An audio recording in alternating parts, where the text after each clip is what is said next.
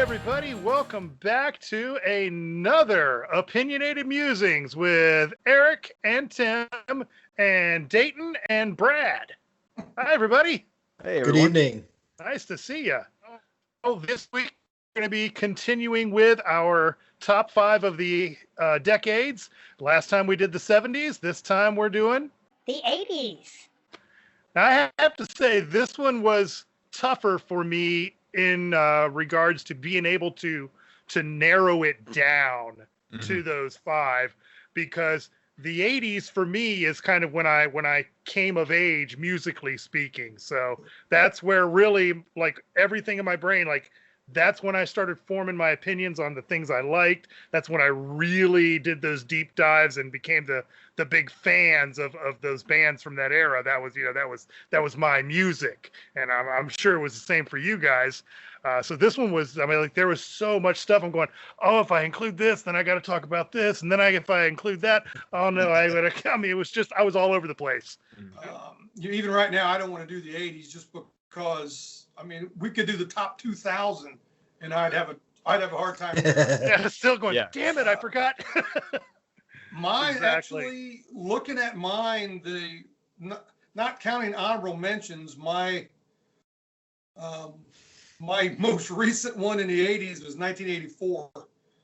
I've got 2 from 81 and 2 from 81 and 1 from 84. I left off, like, all the hair bands. Really? I'm disappointed in you. Yeah, like, all Guitar Gods, things like that. Pretty much left off. What I did was I picked, well, counting honorable, I've got 2 honorable mentions, so I've got 7 albums that I personally feel are excellent, every song. Yeah. I can really listen to the entire album. Yeah. So that's what I did. Now, like I was saying before, my top 3 have been solid since we decided to do the decade. It was basically the 4th and 5th one, and then my honorable mention. I went through the bands, my favorite bands from that decade, and I picked favorite album of each one, and that's what I did. That was just, it was, and it was just, like I said, the 4 and 5 got jumbled around, but yeah, it was actually one of the easier lists for me. I gave myself a little bit of a challenge in that I could have, like you guys were saying, you have those bands and you're like, you like their whole catalog. I could have just done the entire list with Van Halen for me. Oh yeah. So I actually excluded Van Halen from my list this time. I decided to go in a different direction. I mean, let me ask you this. Is there any cheap trick? We'll have to see. Brad, why don't you go first? Okay. So kind of similar to Tim, my honorable mentions are literally, I did very similar. I think every Van Halen album and every Metallica album made in the 80s is stellar. They're each better than the other. So like you said, if you were just going to do it, was like, okay, well, I could just go, Women and Children first, Diver Down, Fair Warning. You can't do that. So I decided no Van Halen. They dominated the 80s, just like Metallica, I think, in their field. So they're my honorable mentions. I put them on the side of, like, you can't do those because they're perfect as is. So those ones are my definite honorable mentions. I was gonna pick, like, well, should I just do Master of Puppets or should I just do 84? I'm like, nope, they kind of dominated the 80s. So I have visual aids again, so I'm excited about that. But no, my honorable mention, this was actually at one point, it moved from 4 to 5 to my honorable mention. It's the third of 3 great records. It's Def Leppard's Pyromania. I mean, it's rare that a band can put out, especially a young band like that, put out 3 records in a row that were really good. And it's, as far as I'm concerned, it's the last great album they made. Hysteria, I bought and listened to it, and then it got overplayed and I gave it away. So every song on there, it hits a lot of, your typical rock and roll topics and whatever, hits some other stuff too. But I flat out love it from beginning to end. It's just a great rock and roll record. I think we got Mr. Brock then with his honorable mentions. I have 2, 1984, Van Halen, and Operation Mindcrime by Queensrÿche. Who was that first one? Heard of that band? I don't know, not ringing a bell. My honorable mention is very off the wall. But when I'm thinking back to the 80s, well, you started with 1980. I was a 10-year-old Tim, and I didn't really know rock music at all.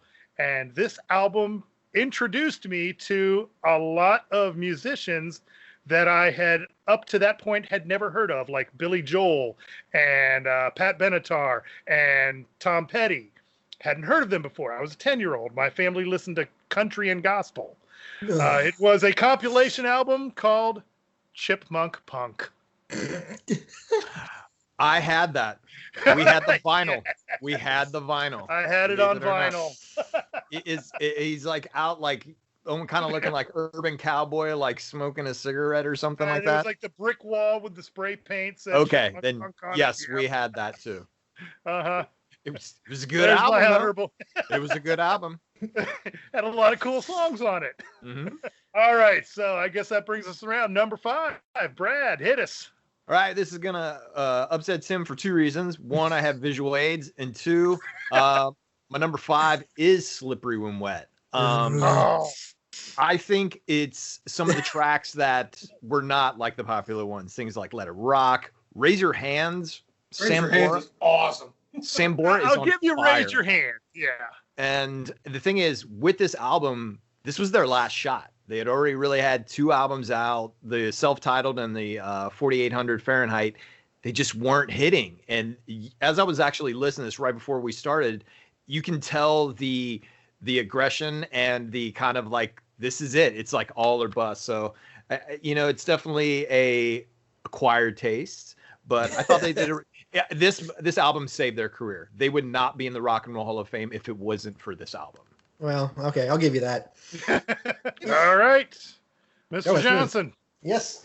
Okay. So the first of my thrash metal, I think this band does some of the best riffs in metal, and even to this day. So I'm going to pick a very dark album, Megadeth's "Peace Sells," but who's buying? Because oh my god. From the first track all the way, except for the last one, I Ain't Superstitious, it's kind of whatever. But man, track after track is just so much fun. I mean, you got, of course, "Peace Sells," and you have Black Friday, which is of course about a serial killer. You have a song about Russian roulette. You have a song about the occult. I mean, it's got everything in there. Yeah. So, and like I said, it's really the first time you got to see what Mustaine can do away from Metallica to prove that he could do it on his own, and he did. And it's a great record. And I played it to death then, and I still do. I have the CD as well. So, all right, Eric. Well, I too have visual aids. They have nothing to do with the music. But, my number 5 is "High Infidelity" by REO Speedwagon. Wow, good call. Solid. Came out in 1980, but was the largest selling album of '81. I don't listen to it much now, but I remember when I was younger, I liked every song on it. Yeah. So, yeah, that's a great record. You're right. A lot of hits on that record. Yeah. REO Speedwagon, I think, is one of those bands that if we did another underrated list, I would probably have REO on there. Mm-hmm. All right, my number 5 starts in the later part of the 80s. It came out in 1988. It was I guess you would call it a side project from Emerson, Lake and Palmer. It had Keith Emerson and Carl Palmer on it. And they partnered up with another singer named Robert Barry. They called the band 3, and the album was called "To the Power of 3." No, I remember that. Wow. I do not remember that. That's obscure. That's very obscure. Nice.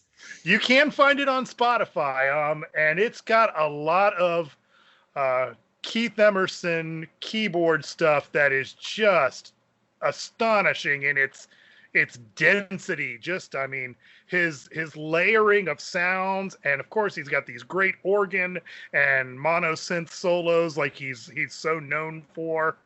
And it's really an underrated album, in my opinion. I started listening to it again recently when I found it on Spotify, and it's just like on constant rotation for me now.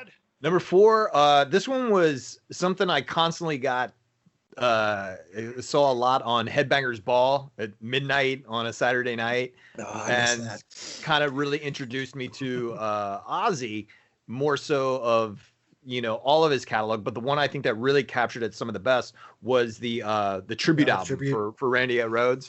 Yeah. And the best version of Crazy Train is definitely on the live one. But getting just kind of like an introduction. I got this one Christmas one year, and just like it was this whole new thing I knew about besides Ozzy the caricature. Right. Besides the Bark at the Moon cover guy. It showed like the true like musicianship and stuff like that. And of course just stellar playing, and especially on the Suicide Solution with the extended guitar solo on it. I mean, it was really just one of my favorites still. I believe this is still the same copy that I got in like the late early 90s. Got this one here. It's really kind of a shame that Randy Rhoads does not get brought up enough, considering what he did in a very short amount of time. But yeah, that's a great call. All right, Dayton, number 4. All right, number 4. Now, the only reason this is only number 4 is because I really didn't get into this record around the time it came out. I grew to appreciate it a lot more as I got older. But, of course, it's Rush's Moving Pictures.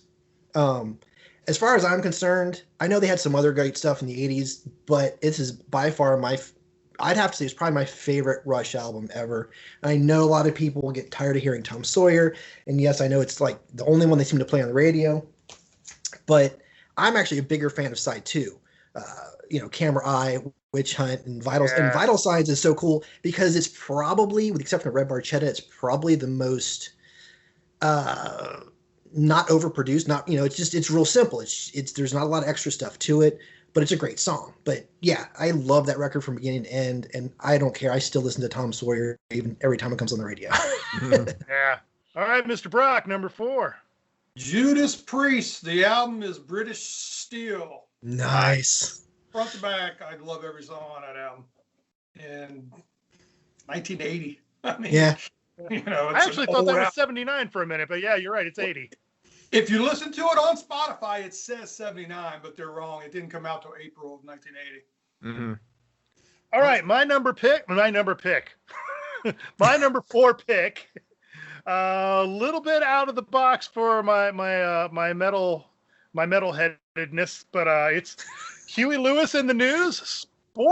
Sports is great. That you can't deny that. I mean, that's a song. That's an album where every song on it every song on it was released as a single, I think, except for like maybe 1 or 2, and they all did great. And I really just think Huey Lewis and the News are a really underrated rock band. They're known for the kind of laid back, they're just not known as a rock band, but they've got some stuff in there that's got some depth to it, and I just really like that album. Mm-hmm. Number 3 has already been done, but I agree with Dayton. Pyromania is a great album. I love Hysteria, but there are more throwaway tracks, I believe, on Hysteria than on Pyromania, and it's a very particularly sounding album. Some would say it's overproduced. I think it's perfectly produced by Mutt Lange. It doesn't sound like any other band. Def Leppard has, like, kind of with this cemented their own kind of a little bit more of their own sound with this, but I mean, it's still a quick, great record, but like you said, like Die Hard the Hunter, Billy's Got a Gun, right. Stage Fright, they're stellar songs, especially on Stage Fright. Sounds more like very, very early Def Leppard. Yeah. Number 3. All right. Okay. So I actually did get a chance to see this whole record played live a few years ago when they came to town, but it's by far my favorite of theirs. And this is Anthrax's Among the Living. As far as I'm concerned, like I said before, every song from beginning to end, and it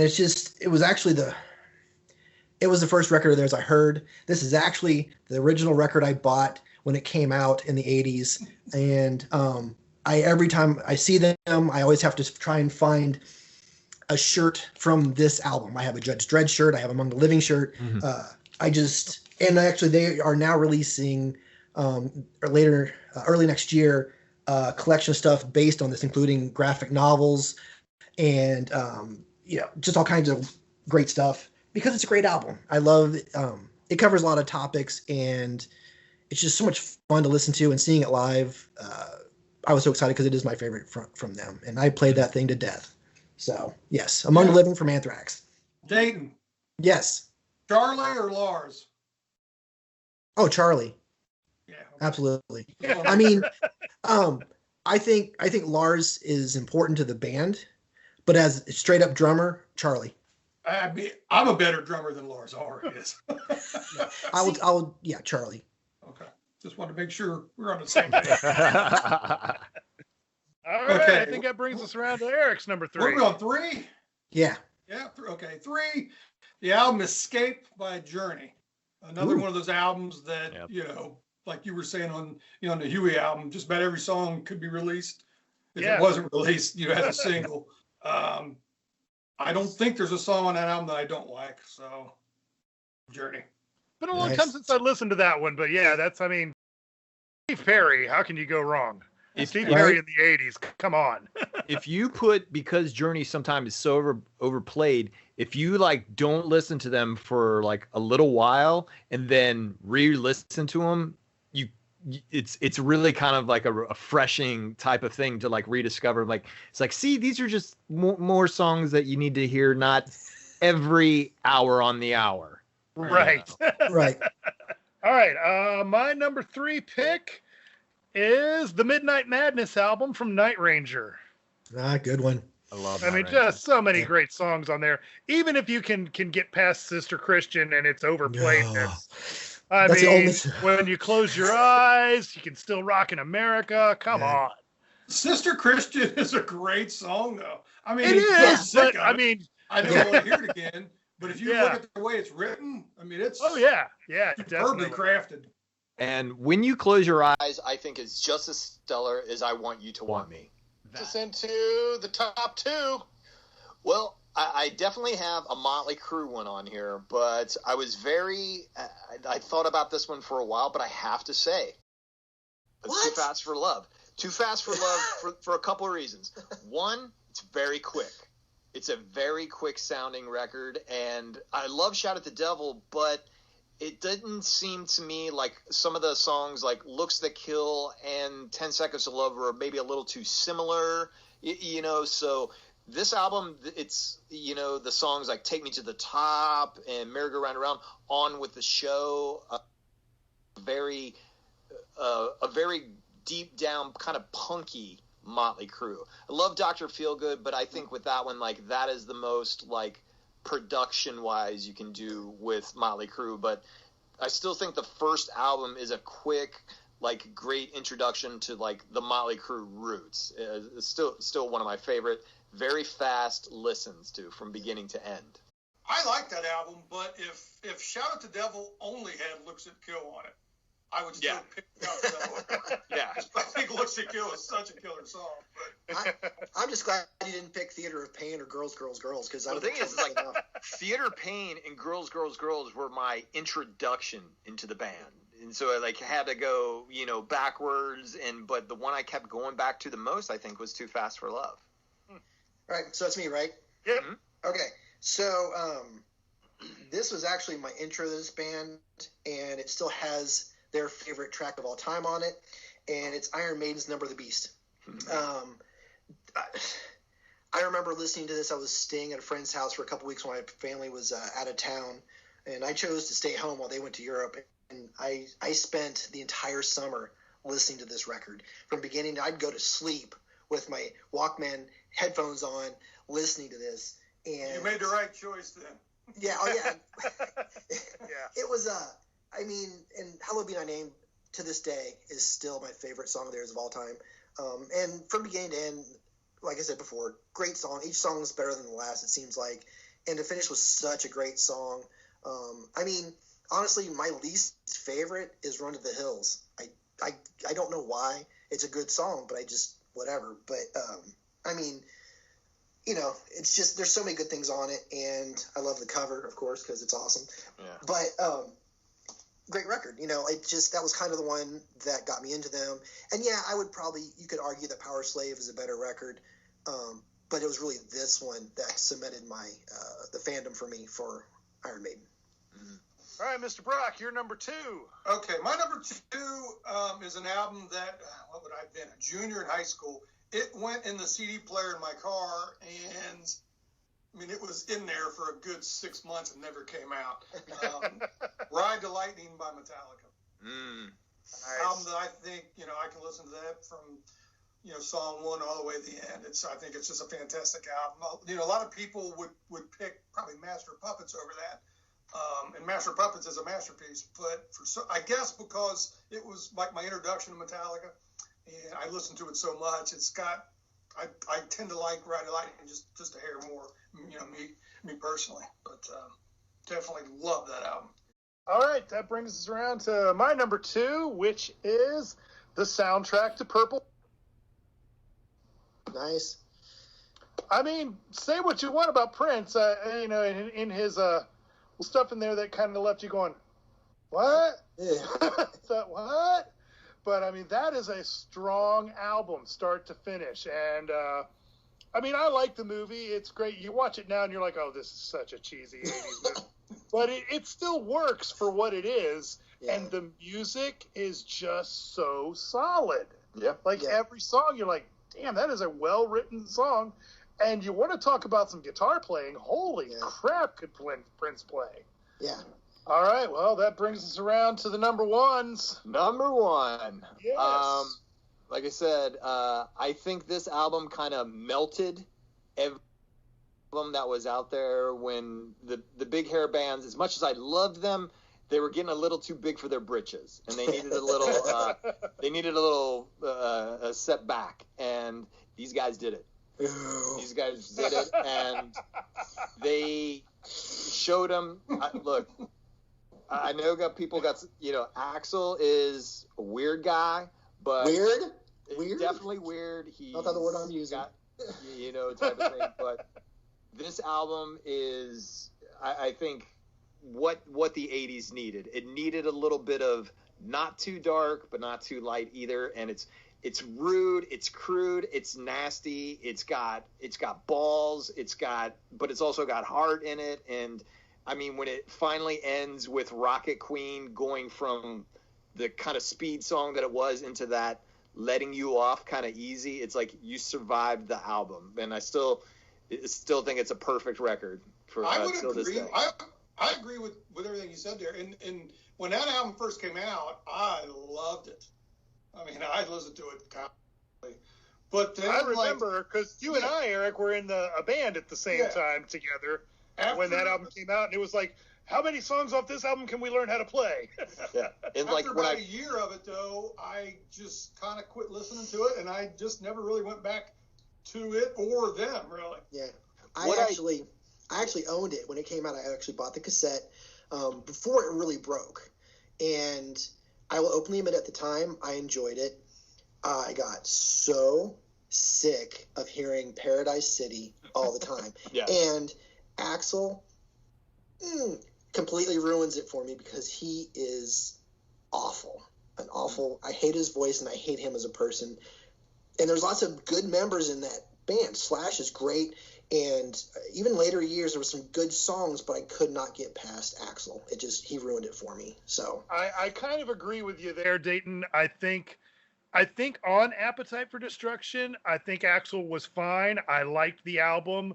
It did get tremendously overplayed, but pretty much after that, I cemented my opinion that I think Axl Rose is the worst singer in rock history. He's just terrible on everything else they've ever done.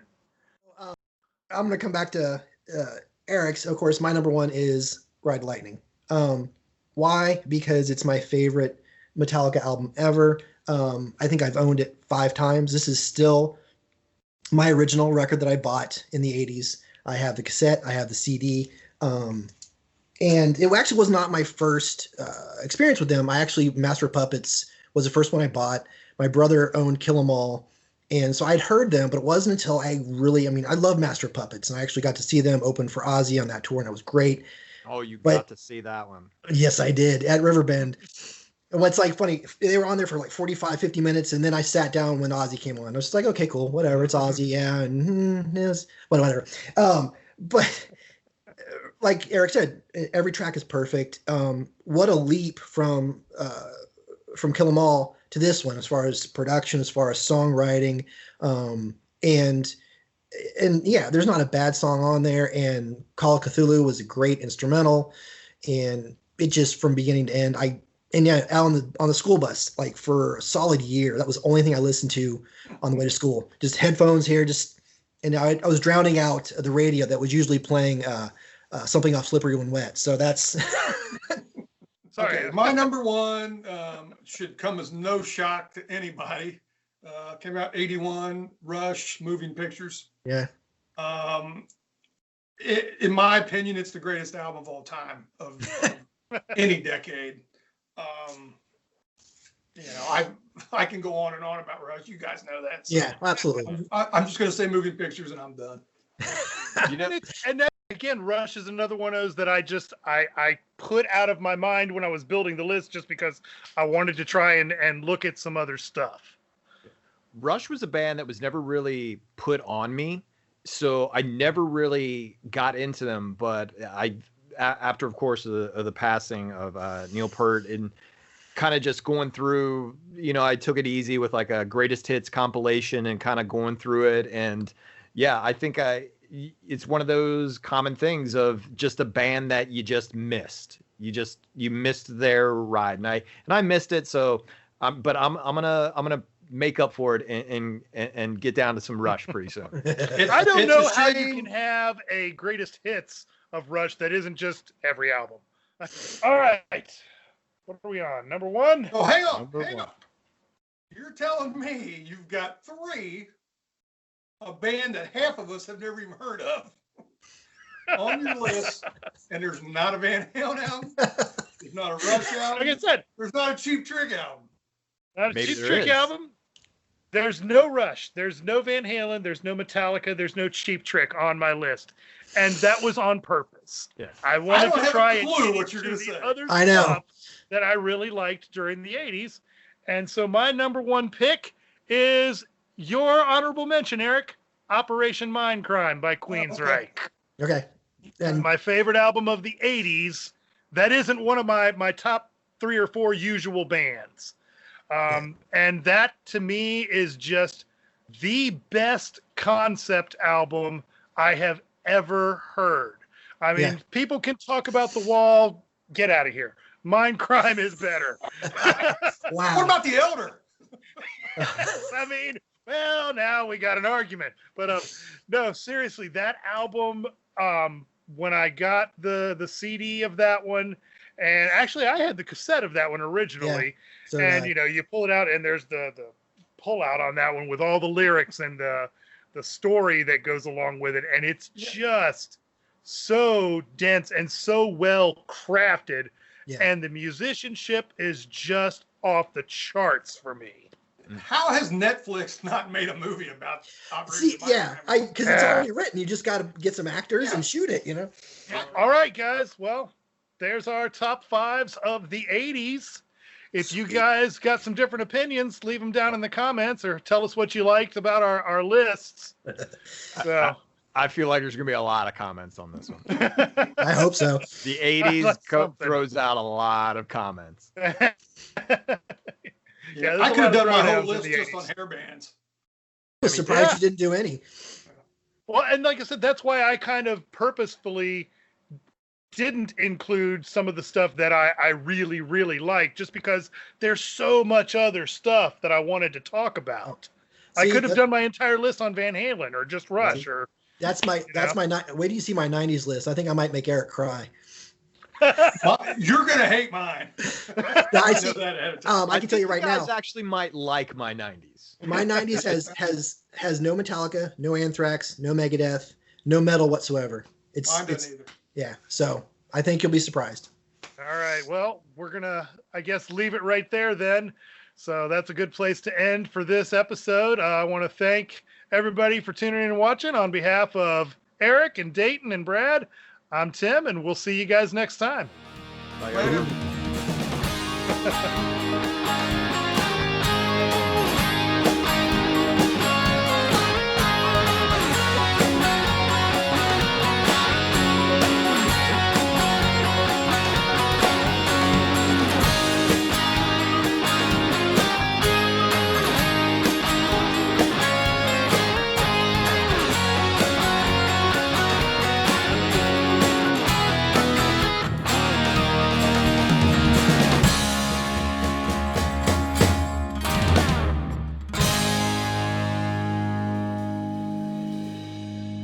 Are we ever going to do best hair of the hair metal era? I'm having a bit of a day here. Give me a second. Hold up your right hand again, Tim. No, that's where it's supposed to be, Tim. Yeah. What is going on? Dayton, are you there? Are you with us? This is usually you, Tim, that this happens to. At least he looks so happy. That's right. Yeah, at least he's happy.